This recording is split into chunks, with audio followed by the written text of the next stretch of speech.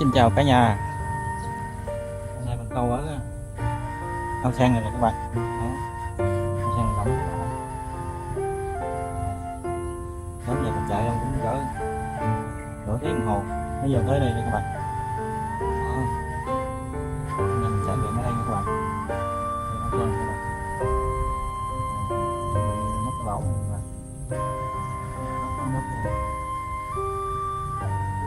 Mời các bạn trải nghiệm cùng với mình các bạn. Này các bạn ơi, ở đây là cái ao sen mình chuẩn bị câu luôn các bạn. Ao sen rộng lắm các bạn ơi. Đó, rồi có mấy mẫu đất nữa các bạn. Sáng mặt trời chạy mọc rồi các bạn.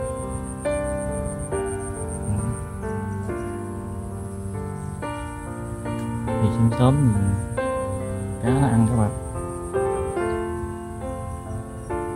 Bắt đầu mình chuẩn bị móc cái lỗ các bạn ơi. Đây móc cái lỗ đây các bạn. Cá thì gấp bụng bụng như đó các bạn. Mình bị móc lỗ này các bạn ơi.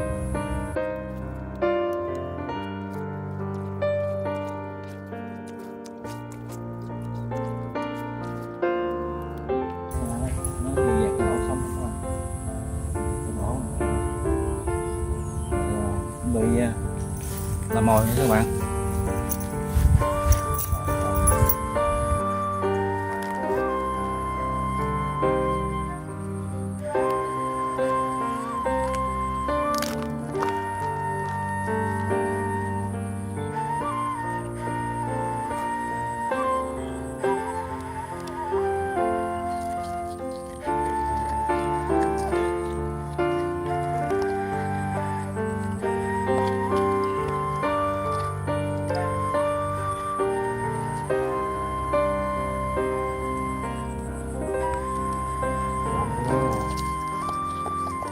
Sạch gì luôn các bạn.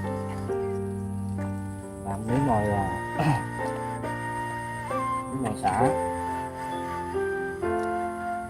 nồi đó với vừa miếng mình câu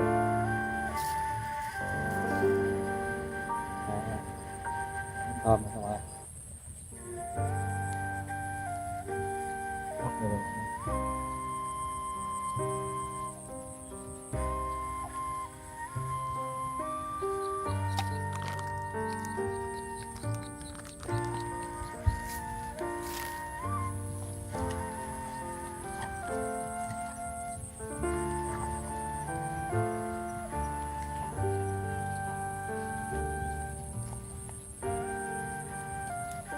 Vâng ơi, mình trộn mình xả mớ còn mớ để mình câu các bạn. Để mình giật xuống mớ màu xả với cái lỗ mình mới móc rồi.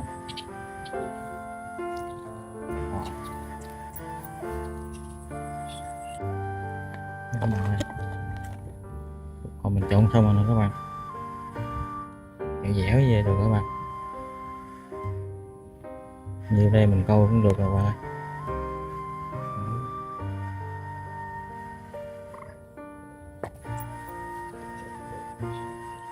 Giờ mình ngồi chờ thôi các bạn ơi.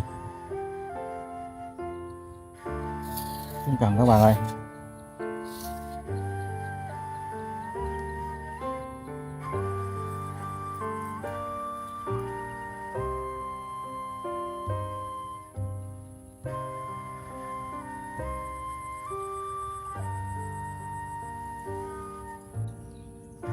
Đó đó đó đó đó đó, chính là vô vô quá bự các bạn ơi. Vô này các bạn. Không cần các bạn ơi.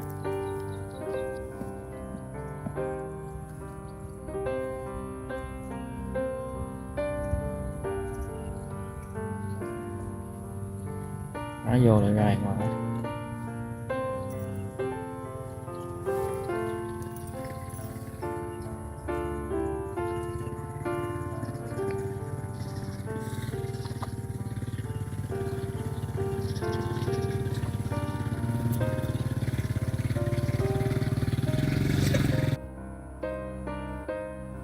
rồi. Đó đó đó, nè nè, có lóc các bạn ơi. Ôi ôi có lóc, ôi có lóc các bạn ơi. Rồi rồi rồi, ôi có lóc các bạn ơi. Vô có lóc rồi các bạn, đã quá các bạn ơi.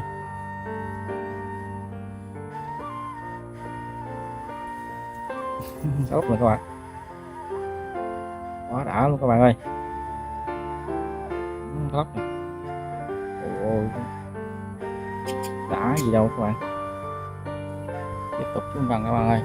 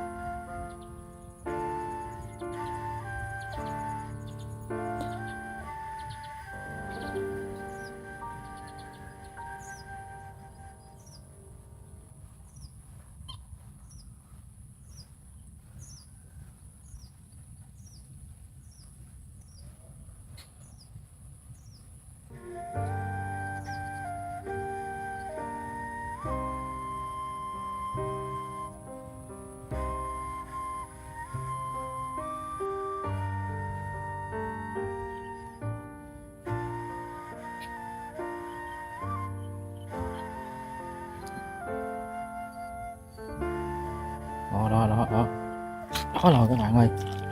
Ôi có đô có đô có đô có đô có đô các bạn ơi. Có đô có đô. Đó có đô các bạn ơi.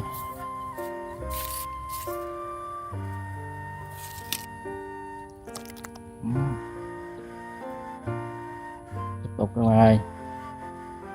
Này vô đây trúng mánh các bạn ơi, trúng luôn.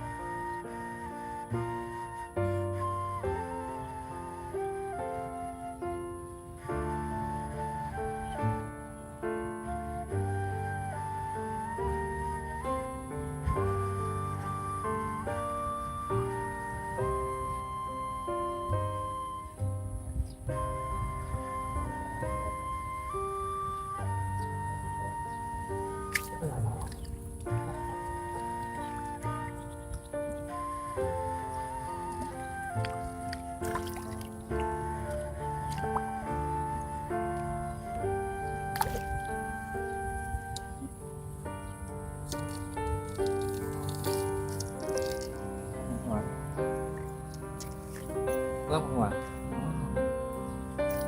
Lóc này quá luôn các bạn ơi.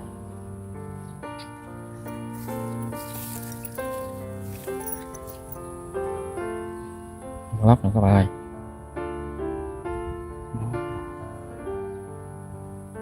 Quá êm.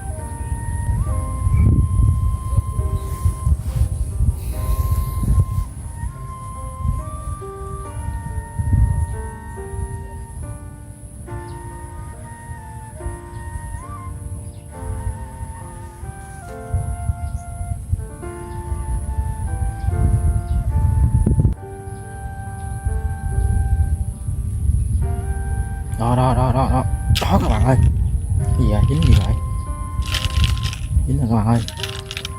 Con bị dưới rồi. Cái gì đây? Kẹt kẹt sang dưới các bạn ơi. Lên nữa chứ. Đó.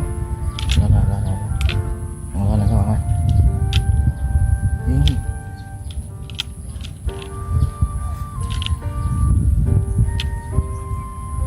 Lên nữa chứ. Đó. Lên rồi các bạn ơi. Rô các bạn ơi. Rô. Có vậy à. Rô các bạn ơi.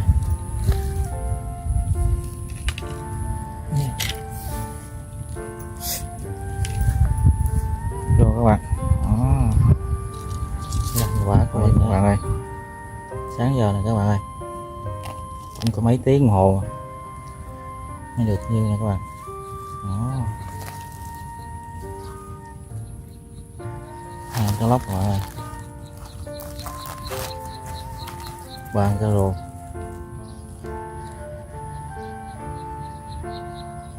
Cá lóc 3 cá rô các bạn ơi.